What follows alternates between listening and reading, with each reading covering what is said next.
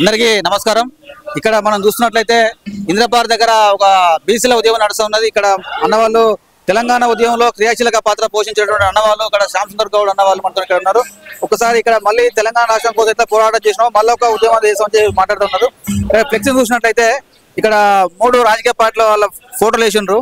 ఇక్కడ బీసీలను మోసం చేసినటువంటి 3 మోసగాళ్ళు అంటే తెలంగాణ కోసం రాజకీయ పార్టీలు ఉద్యమంలో వచ్చినాయి। అదే విధంగా ఇప్పుడు బీసీల కోసం కూడా రాజకీయ పార్టీలు మాట్లాడుతూ ఉన్నాయి। మరి ఎందుకు ఇట్లా పెట్టారు అనేది ఒకసారి అన్నవాళ్ళతో అడిగి మాట్లాడే ప్రయత్నం చేద్దాం।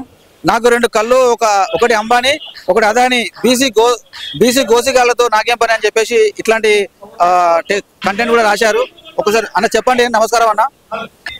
ఈరోజు 42% బీసీ రిజర్వేషన్ కోసం జరుగుతున్న ధర్నాలో ఇలా తెలంగాణ రాష్ట్ర సాధనోద్యమంలో మాకు జయశంకర్ సార్ ఒకటే చెప్పేవాళ్ళు, తెలంగాణ రాష్ట్రం వచ్చిన తర్వాత తెలంగాణ రాష్ట్రం సామాజిక సంపూర్ణ తెలంగాణ కోసం మనం పోరాడుతున్నాం।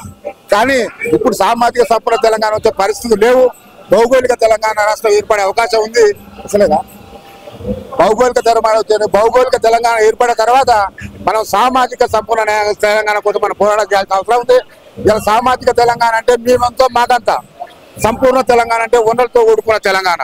ఇలా మేము కేవలం తెలంగాణ కోసం పోరాటం చేసి జైలు జీతం అనిపించి లాఠీ దెబ్బలు తిని కేసులు ఎదుర్కొని తెలంగాణ రాష్ట్రాన్ని సాధించుకున్నామనే తృప్తి కూడా లేకుండా ఇలా కనీసం బీసీ రిజర్వేషన్ అంటే తెలంగాణ రాష్ట్రంలో మేమెంతా మాకంతా అనేది జయశంకర్ సార్ ఆలోచన విధానం, దాన్ని కూడా ఇంప్లిమెంట్ చేయకుండా ఇలా కాంగ్రెస్ పార్టీ కావచ్చు, బీఆర్ఎస్ పార్టీ కావచ్చు, బీజేపీ కావచ్చు, వీళ్ళంతా మమ్మల్ని కేవలం ఓటు బ్యాంకుగా ఓటర్గా వాడుకుంటున్నారు తప్పితే అందుకనే మేము అంటున్నాం ఈ 3 మోసగాళ్ళే, వీళ్ళతో మనకి ఏది కాదు, వీళ్ళతో ఏది కాదు, అంతా బీసీలంతా ఐక్యమై మన హక్కులు మనం సాధించుకోవాలి తప్పితే ఈ ధర్నాలతో కాదు। ఇలా రాష్ట్రాన్ని సాధించుకున్నాం, తెలంగాణ రాష్ట్ర పోరాటంలో ముందున్న వాళ్ళం। ఇలా బీసీ 42% సాధన కోసం కూడా ముందుండి ఖచ్చితంగా బీసీ రిజర్వేషన్ సాధించుకుంటాం అని చెప్పేసి తెలియజేసుకుంటున్నాం। రోజు బీసీ ఉద్యమాల చరిత్రలో గొప్ప సంఘటనగా మనం చెప్పుకోవచ్చు। గత 25 ఏళ్ల క్రితం నుంచి ఈ బహుజన వాదం గురించి, బీసీ వాదం గురించి, ఎస్సీ ఎస్టీ వాదము ప్రబలుతూ రాజ్యాంగం ప్రకారంగా మా హక్కులు మాకు కల్పించమని వివిధ రూపాలలో వివిధ పార్టీల తరపున ఎంతో పోరాటం జరిగింది। ఆ పోరాట ఫలితాలు స్వతంత్రం వచ్చిన నుంచి తెలంగాణ సాధించిన వరకు కూడా అగ్ర కులాలు, ఆధిపత్య కులాలు, అవినీతి గలాలు, అవినీతి వ్యక్తులు ఈ దేశ సంపద, ఈ రాష్ట్ర సంపద వాళ్ళే తింటున్నారు, వాళ్ళ పిల్లలే బాగుపడుతున్నారు। వాళ్ళు బెంజీ కార్లలో తిరిగితే మన పిల్లలు గంజి నీళ్లు లేకుండా ఉన్నటువంటి ఈ పరిస్థితిలో తెలంగాణ సాధించుకున్నా ఏమీ రాలేదు। తెలంగాణ రాష్ట్రాన్ని ఏలితేనే మనకు అన్ని వస్తాయి।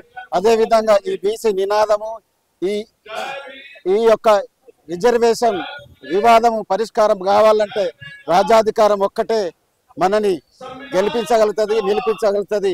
మనం గల్లీ నుంచి ఢిల్లీ వైపు కన్నేద్దాం, అధికార పీఠాన్ని ఎక్కి కూర్చుందాం, ప్రజా సమస్యలని, బహుజనుల సమస్యలని, మిగతా అగ్రకులాలు ఉన్నటువంటి బలహీన వర్గాలను కూడా, ముస్లిం మైనార్టీల బలహీన వర్గాలను కూడా వాళ్ళ తరపున కూడా మనం పోరాడవలసిన అవసరం ఉంటుంది।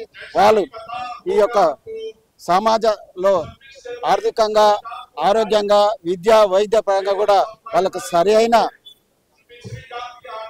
సరైన పర్సంటేజ్ మనం ఇచ్చేటువంటి అవకాశాలు, ఆలోచనలను మానసికంగా మనం అందరికీ సేవ చేసే కులాలు కాబట్టి పైన వాడు కింద పడొద్దు, కింది వాడు చిన్నగా ఉండొద్దు, అందరికీ సమానంగా ఉందామనే ఆలోచనతోటి ఈ బీసీ ఉద్యమాన్ని రాను రేపు రాష్ట్రం అంతా విస్తరించి ఒక పార్టీలు స్థాపించి జేఏసీగా ఏర్పడి గ్రామాలలో ప్రజలను చైతన్యం చేస్తూ బలహీన వర్గాల నుంచి అగ్రవర్ణాలు ఉన్నట్టు బలహీనలను కూడా, మైనార్టీలో ఉన్నటువంటి బలహీనలను కూడా ఏకం చేసి రాజ్యాధికారం వైపు ముందుగా ప్రణాళిక ఈ రోజు నుంచే ఒక రూపం సంతరించుకుంది।